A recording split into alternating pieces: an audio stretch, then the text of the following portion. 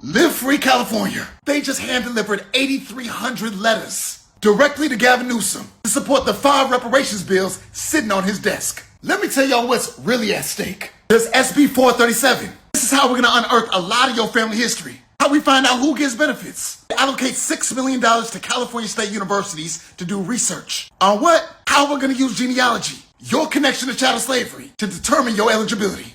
SB 518. This establishes a Bureau for Descendants of American Slavery that investigates property dispossession claims. Remember when they built that train or that freeway through your neighborhood? There wasn't supposed to be a west side or an east side. We were all supposed to be working together. But they took our homes and our businesses, all in the name of making it easier for white suburbia to get to the city. Then there's AB 57. We already have a program in California that provides loans for affordable housing. This bill merely says set aside 10% of those funds, specifically for descendants of American slavery. Are we building up our own neighborhoods? AB 7. Public and private universities would have the option, just consider it, to provide preferential admissions to descendants of American slavery. We done built this whole country already. Can we at least get a good education? AB 62. This is one really trying to get at the root of the problem. We know that racism has always played a big role in us losing our land. So this bill lays the groundwork for us to make claims about those experiences. And what? Get our land returned to us. This is the beginning of pushing for reparations. Boy. So once again, we got to talk about California Democrat swindling, hoodwinking, leading astray, running amok black voters, black Democrats who believe that they're going to get this magical reparations check that is going to make their life better, right? That's going to get rid of all the systemic racism that they face in their lives, and everything is going to be better. We want more than that. We need a bill for the cash payments. We need a bill for the checks. Okay? We don't want to hear it's too hard. Somebody don't like it. The government don't like it. We got to work piece by piece. No. Our people are dying on the streets right now. As I was telling the family, nobody can eat no apologies. Nobody's paying their rent with no apologies. Ain't nobody buying no groceries with no apologies. Nobody's coming out of prison with no apologies. Ain't nobody coming off the street from being unhoused with no apologies. An apology is bullshit. You apologize with your actions. You do better, and that's how you show that you're sorry. But Democrats are not actually going to do that, right? They're showing that once again, they're playing games with these black folks who continue to beg for reparations, who continue to beg for a check, okay? And we got to talk about that, okay? Because Gavin Newsom's latest move is exactly what I'm talking about. Now, remember, Gavin Newsom did this before, recently, okay, where you had the Black Caucus pushing reparations bill. We're talking about reparations bills that would actually do something tangible, right? We're not talking about symbolic stuff. We're not talking about a study. We're not talking about a bureau. No, that's not what we're talking about. What we're talking about is actually tangible reparations, and Gavin Newsom vetoed that. Several bills failed to advance to a floor vote before the end of the session, and one state senator is now saying Governor Newsom should call another special session on this issue specifically. Indeed, and KCRA 3 Capitol correspondent Ashley Zavala joins us now to explain. Ashley? Lisa and Ty, lawmakers are already coming back to Sacramento for a special legislative session on gas prices and oil supply. So State Senator Stephen Bradford says while they're at it, they should also spend time on the reparations proposals that were blocked last month.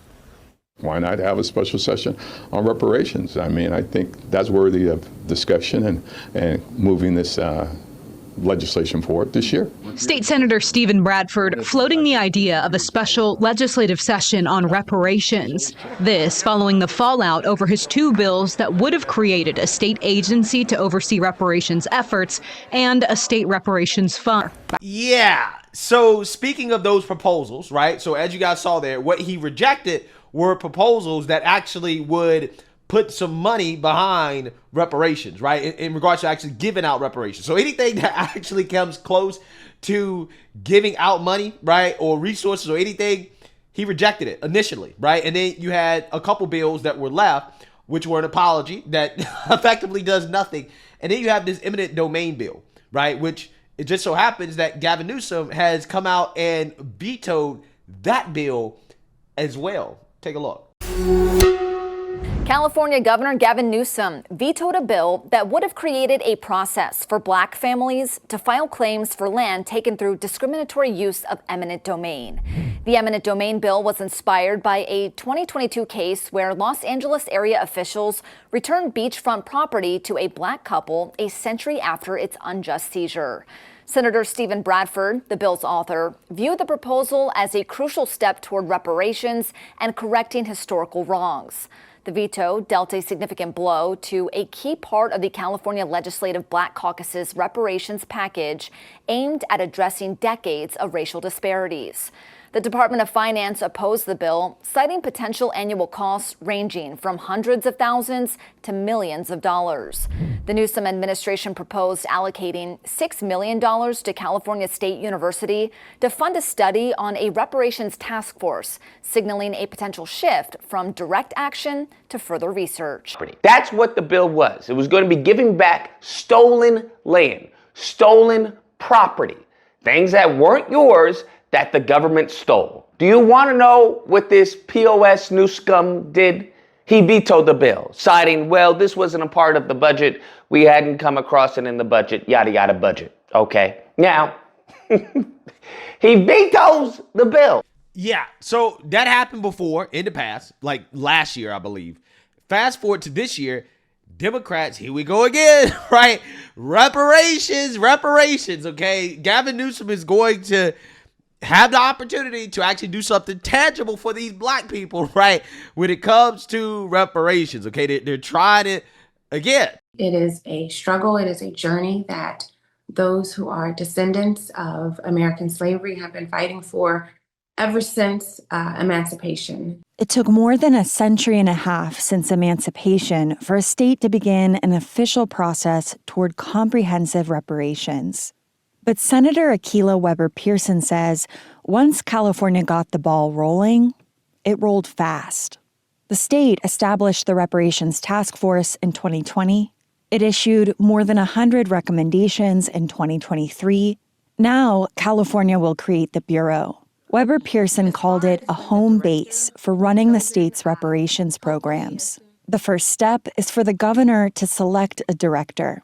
She anticipates that will take 6 months to a year. We want to ensure that the person that is selected, that the governor selects, really understands their role, their historic role, and that they have a true vision for where the Bureau will go and how it will move.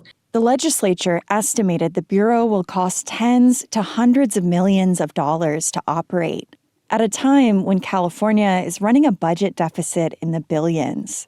Weber-Pearson says California can't afford not to do it.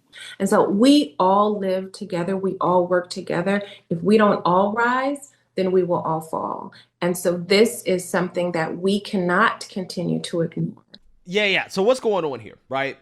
Again, like I told you guys, there's been attempts to actually get Gavin Newsom to do something tangible when it comes to reparations before.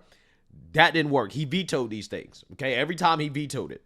So what's happening now is that, once again, this subject of reparations is coming around, and Gavin Newsom had some bills on his desk that he had the option of signing that would actually do some of the tangible things that these Black activists are looking for.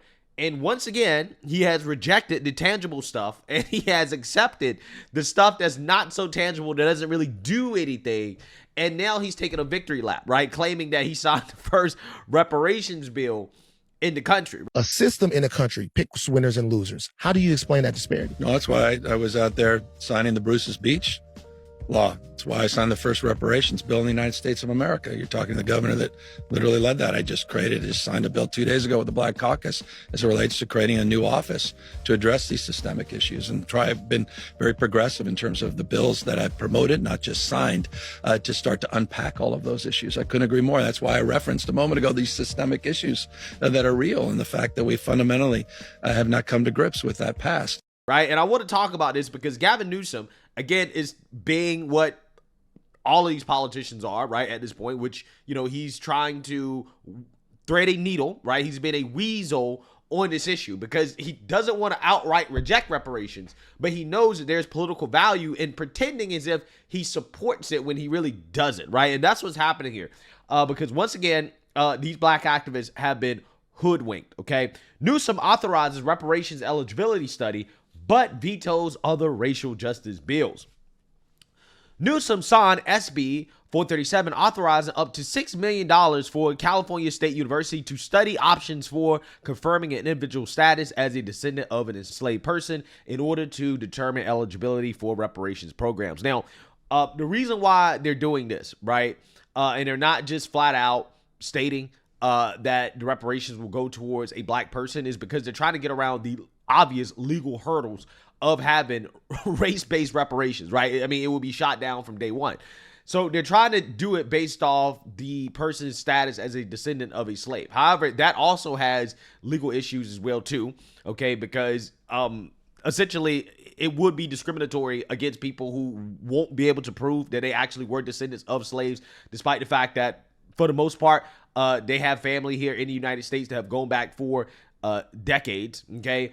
But because, again, a lot of that paperwork was destroyed, a lot of people don't have their paperwork, determining eligibility and handing out reparations based off who has the paperwork, who doesn't have the paperwork is going to be extremely problematic socially and legally, okay? I mean, socially speaking, again, if you are a black person and for all you know, your family goes back, again, decades and decades and decades, but you don't have any solid documentation or proof actually proving that you were the descendant of a slave, then you don't get the benefits, right? You're not going to get the reparations check.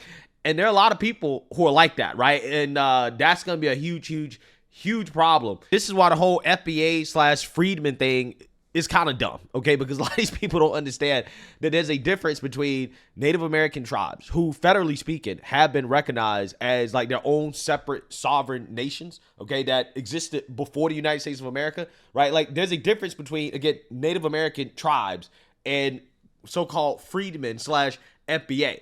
One actually really has some historical and legal precedents, and the other one doesn't, right? The other one, FBA/Freedmen, is basically just the internet thing, right? That's been made up in order to get around the obvious, clear legal hurdles that are in the way of overt racial reparations, okay? But again, even the FBA thing, the Freedmen thing, still has issues, right? Legally speaking, in regards to why it's not going to work, okay? And especially in a state like California that was not even a slave state. So even though they may have technically still had slavery there, it wasn't sanctioned. So therefore, it's going to be even harder, right, to get documentation proving that, I was in fact a descendant of a slave in the state of California, because again, a lot of that documentation does not exist anymore. It doesn't exist, okay?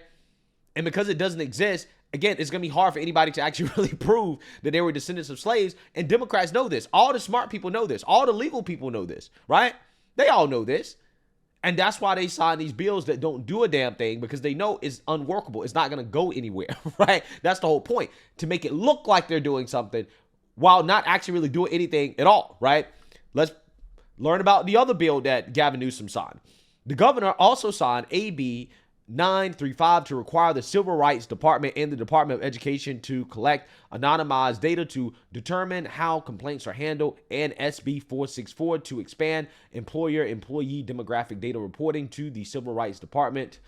Yeah, so what does this do? Nothing, right? It's just expanded data collection. What does expanded data collection do, like tangibly speaking? Nothing, right? Just like this bureau, right, to study reparations, that also doesn't do anything either, right? It does nothing. It doesn't do a damn thing, okay?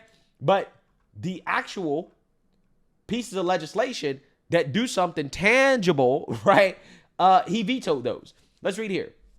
Governor Gavin Newsom vetoed a handful of bills advancing the cause of reparations for Black Californians on Monday, dealing the latest blow to a first-of-its-kind movement to atone for state-inflicted harms from slavery to the present day. Newsom rejected bills that would have allowed the descendants of enslaved people to receive preference in university admissions, business licenses, and loans for first-time home buyers.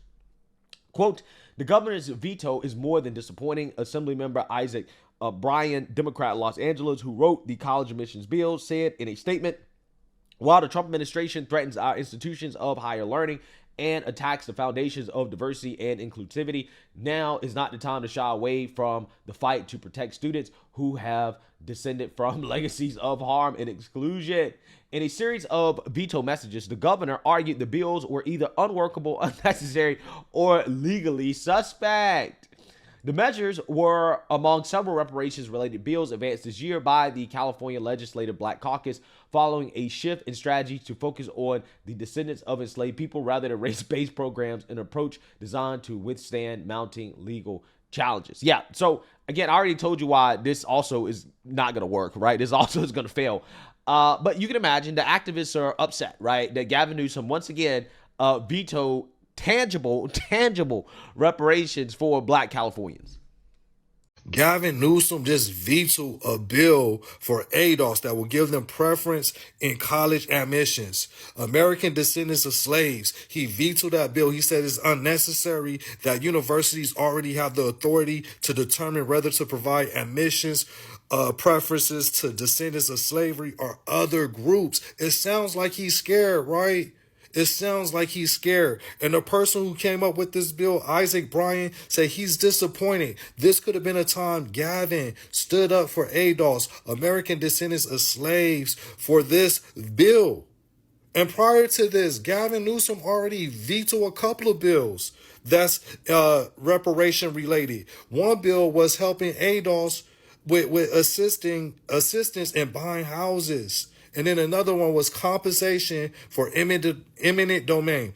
ADOS that was impacted by eminent domain in California, and Gavin Newsom didn't do nothing on neither of those bills. Vetoed both of those bills. But here you go. Gavin Newsom will stand up to the National Guard. He will stand up to Donald Trump to protect undocumented immigrants, but he will not stand up for ADOS. Yeah, no, he's not, right? He's not going to stand up for you Negroes, right? I don't know why is it that these people really believe that Democrats are about to do this. Democrats know that if they do anything tangible when it comes to reparations, that will be the end of their party. Even in a place like California, that's how politically, socially, toxic, divisive this subject is, right? And Gavin Newsom knows that, okay? And again, this is the white liberal playbook, okay? The classic white liberal playbook. Let's pretend like we want to do something for Black people, right? Tangible. Let's, move in the direction of doing so without actually ever really doing anything. That way we can make white liberals feel good about it, right? And we can basically lead these Black people astray, thinking that, hey, well, if you keep voting for us, then eventually you're going to get something, right? It's a work in progress. We're working on it, right? You don't understand. That's why it's taking so long, okay? We got to set up a bureau. We got to do a study. We got to do this. We got to do that. But again, nothing tangible, though. Nothing tangible ever happens, okay? Because they know if they ever do anything tangible, all of a sudden, right, everybody else in the country who's not Black, or put it this way, even in this case, not quote unquote FBA or freedmen, they're going to be pissed off because their money is going to be used to give reparations to people who were never slaves, right? Who do not go through slavery, okay? And that's going to be a huge problem. And Gavin Newsom knows this. He's trying to run for president. So what he's doing is that he's putting on his record that, hey, yeah, I signed a reparations bill, but the reparations bill doesn't actually do anything, right? So it doesn't really hurt him from the standpoint of him actually doing anything, but it helps him pander to Black people, right? Because when he goes and he runs for president, in order to pander to Black people, he can talk about how he signed his reparations bill that didn't really do anything. But he's not going to talk about how he vetoed all the other bills that actually do something tangible, right? That's the trick here. But at the same time, because he never did anything tangible, okay, that avoids him pissing off everybody that would be pissed off if he actually did do something tangible. So again, this is just typical sleazeball, slimy politician stuff from Gavin Newsom. Once again, okay? Hoodwinking, leading astray, running amok Black folks, right? That's what Democrats love to do. They love to trick Black people, right? And if you're a Black person and you actually believe that these Democrats are going to give you reparations, you're a damn fool, right? I'm just going to keep it 100. You are a damn fool. It's not going to happen. It's never going to happen. They're only willing to entertain the conversation because they know that they can use this in order to get votes, but they never have to actually execute on anything, right? They never have to. Because you're going to have these people, these idiots on the internet, they're going to keep leading their followers astray, thinking, oh, we fight for reparations. We're going to get reparations. Like, you're not going to get reparations, right? It's not going to happen, okay? It's not going to happen. And anybody telling you that, again, they're leading you astray, right? You're better off saving in Bitcoin, right? If you want reparations. I'm just saying, that's the closest thing that you're probably going to get. So let me know what you guys think. Make sure you like, comment, and subscribe. Most importantly, share a Black conservative perspective. Peace.